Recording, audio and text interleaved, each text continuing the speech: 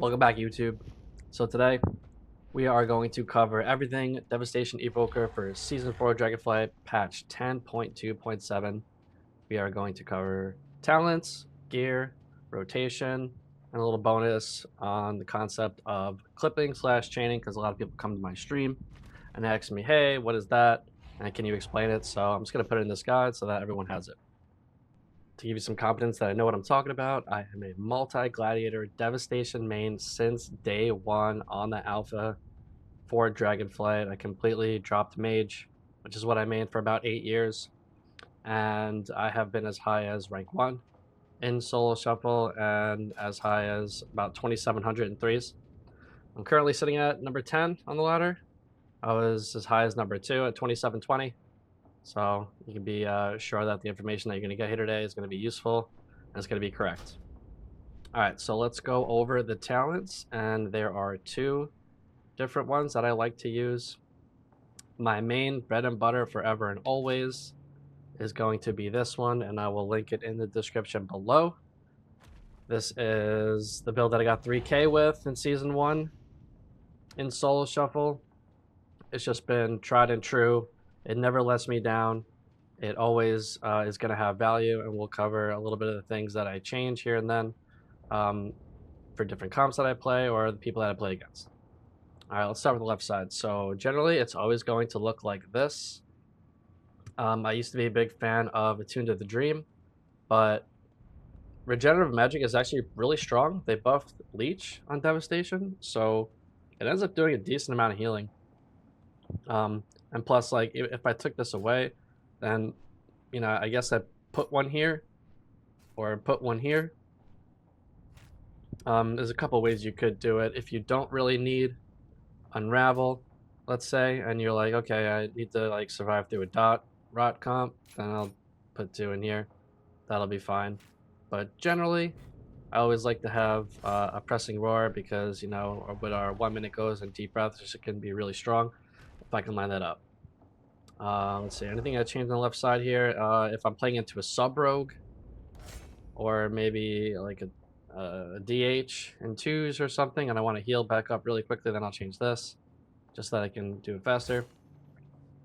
I really never drop on the right side Imposing Presence. I just feel it's way too good. I always play on top of the healer, trying to kick him, and 99%, you know, the JD special. And if I'm playing into a melee cleave, I will just take Lay Waste instead. But generally, this is how it's going to look. This has been my tried and true. And honestly, if I could not lock in another build for the rest of my life, this is what I would choose. Let's go over to my Iridescence build. Now this is, like I said, the left side really doesn't change that much. But the right side, instead of taking Honest Legacy and Font of Magic, you would just put those 2 points into here, and then again, catalyze for Lay Waste into melee.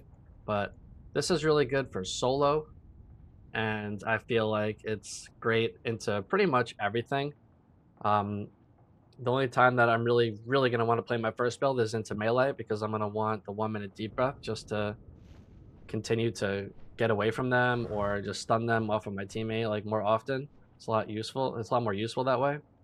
But generally, this is really good.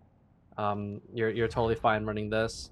I just find that when I run this build, I'm really missing my 1 minute deep breath, and Font of Magic I just feel so strong because I kind of run higher mastery.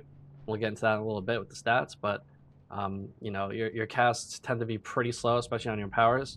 And you can get kicked on Eternity Surge even from the 1 tick from 2 melee that are on top of you, and sometimes they miss it when you have Font of Magic because of the haste levels. But generally speaking, this is what you'd be running when you run Iridescence. For PvP talents, I'm always going to be taking Nullifying Shroud except into mages. Chrono Loop I have really been a fan of in the past, but like this meta is just so like everybody is able to top repeatedly. Like even if you chrono loop someone really low, like a lot of the meta right now is like Holy Priest. So like even if you like chrono loop them really low, and then they get topped, and then they go back with the chrono loop, they just get topped again. Like it's just like, unless you have like hard CC like chain CC, It's just like not getting that much value. City Metal I like into double melee if you just want to absolutely crank and they can't do anything about it. They have to stun you. But normally I pair that with Nullifying Shroud so they can't do anything to me. Scouring Flame I'm taking into generally mostly everything nowadays. But more specifically into Druids. And I do like it into Preservation and even Holy Pallies. Like I can purge Glimmer and Bops and all this other stuff. Soup Up is a complete meme. I never use it. Don't even have a bind for it. That's because how bad it is.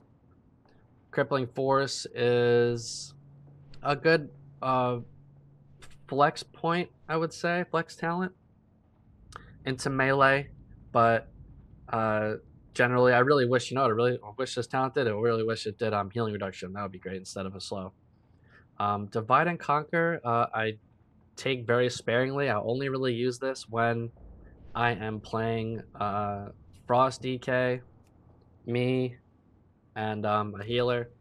It's just because like this, if we can read the tooltip for a second, it prevents line of sight to enemies outside its walls and burning enemies who walk through them for X amount of damage. But like when you do this, it's like if this is my target and I create the wall,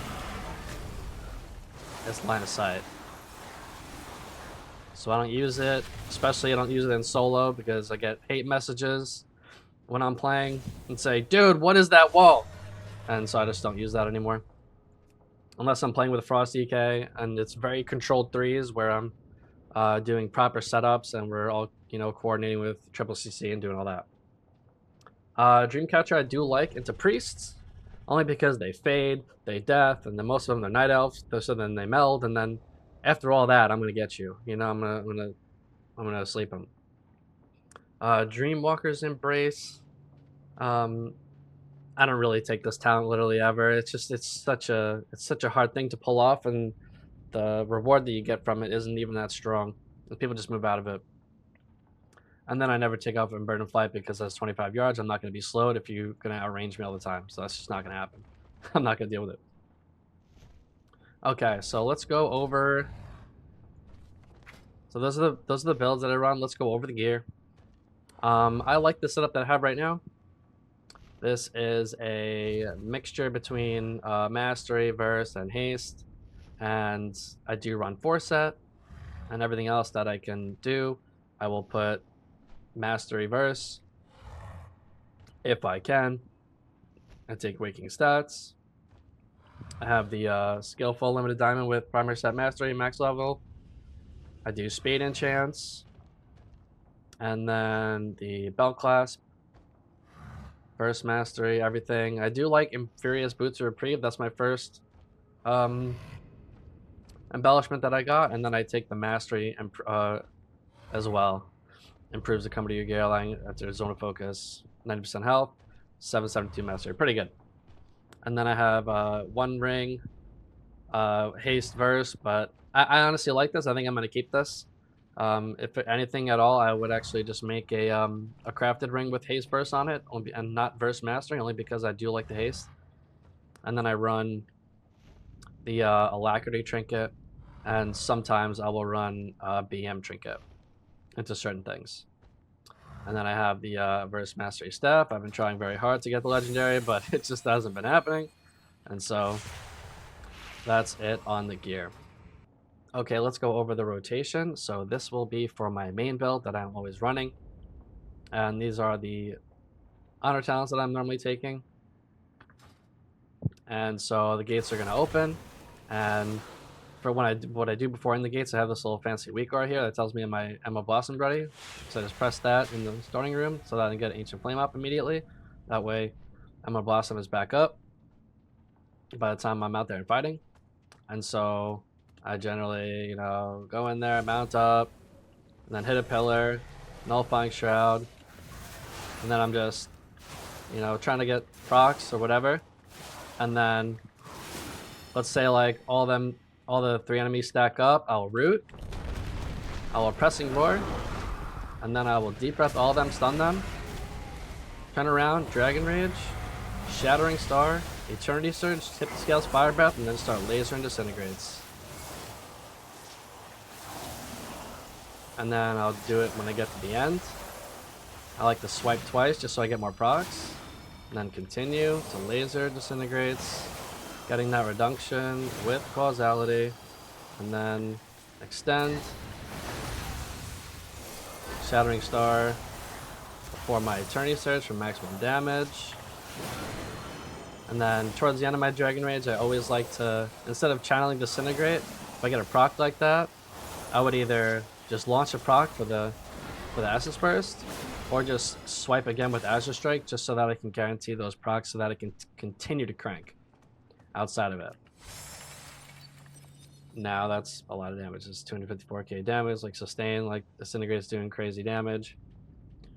You know, you're just an absolute powerhouse when that's happening, especially because you're higher mastery levels. Let's talk about the consistent damage rotation.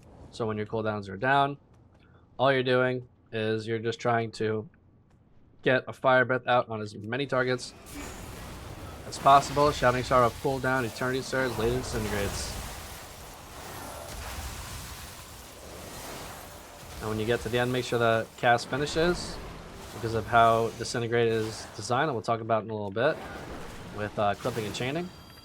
But just prioritize and Disintegrate always, using causality to get that reduction back on your Fire Breath. And again, get Fire Breath out on as many targets as you possibly can. It's a lot better to try and hold off on your Fire Breath so that you can get it on multiple targets rather than just one. Just because you get the procs, and you can heal your teammates, and, you know, just do extra damage overall. Alright, so my cooldowns are back up. Let's do Iridescence. It's generally pretty much the same thing. The only difference is that, like, with Font of Magic, your tip Fire Breath isn't going to be that strong. And so, instead of doing tip Fire Breath, I will actually do tip Eternity Surge. And so, same kind of deal. You wait for people to line up, throw out the root, Pressing Roar, Deep Breath, Dragon Rage, one tick of this, and then tip Eternity Surge and then start lasering. And so great, I got a proc, so that's going to give me Essence Burst. Boom. I don't even care about my second red spell because it's irrelevant. I always like to get an Essence Burst if I can. If I have a proc, but if I don't, then I'll just Laser Disintegrates. So now I can launch this. Big damage. Use up that red one.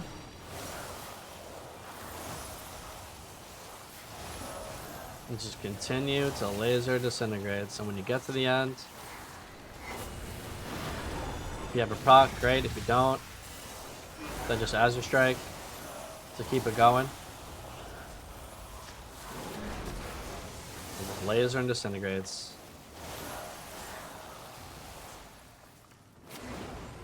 That's pretty much it for burst rotation. And the consistent damage rotation is always just going to be the same. Just trying to get 5 by 1,000 as many targets as possible. Prioritize Disintegrate. I don't even care really about these red ones. It's not that big of a deal. And even my Disintegrates, they're generally a little bit more powerful, but not too much. It's not going to win you the game outright. It's just a lot of good consistent pressure. And so I generally run this with everything that's not a Frost DKX. But Frost DKX, you need the 1 minute deep breath always. You need it just for the setup, for the blind setup. But you are pretty safe to just run this forever until you are going to play controlled thieves with a DK. Alright, so now we're going to go over the concept of clipping and chaining. Because a lot of people come to my stream and they're like, JD, what is clipping? What is chaining? And I'm just going to put it out here in this guide so everyone has it. Alright, so to further demonstrate this, I'm going to take off Eternity Span, and I'm going to take off Scintillation. The reason for this is because I don't want it to impact what I want to show you right now. Alright, so when you cast Disintegrate, it will register 4 points of damage. That's what it's designed to do. So let me demonstrate. 1, 2, 3, 4. Okay? 1, 2, 3, 4. That's what it's designed to do. Now what happens when you cast Disintegrate back to back? Okay? You are continuing into the next cast without losing damage. Okay? And so I will chain at the last tick of damage before my next cast. I'm going to turn my cursor on so you can see it. Alright, so I turn my cursor on so you can see what I'm talking about. So when I go into the next cast, I will do it on the very last tick. So, right here. And then let it finish. Go all the way to the end, the next cast, if you're out of essence. The reason why is because, like I said, from front to back, from start to finish, it will register 4 points of damage. 1, 2, 3, 4. But if I do 1, 2, 3, and I cancel it, then I missed out on that damage. That's why this weak aura is so useful. It's necessary. It's required. Okay. So that's what chaining is. All you're doing is you're starting the next cast of Disintegrate. And you just focus on the last one. Don't think about it too hard. But make sure when you're out of essence, you always let it run down to the end. Because unless you're not going to get the most out of your damage if you don't. And chaining, or clipping rather, clipping is when you cancel the cast early before the tick. And there's literally no reason to do that ever. There used to be, because there was some small benefit with Power Swell in the PvE world that it would benefit them because they get PI and Lust and all this other crazy shit. And so that doesn't impact us not one bit. Don't ever think to yourself, okay, clipping is good. It's not good. Don't do it. Don't get into the habit. All you want to do with your Disintegrate cast is you get the weak aura. I'll link it in the description.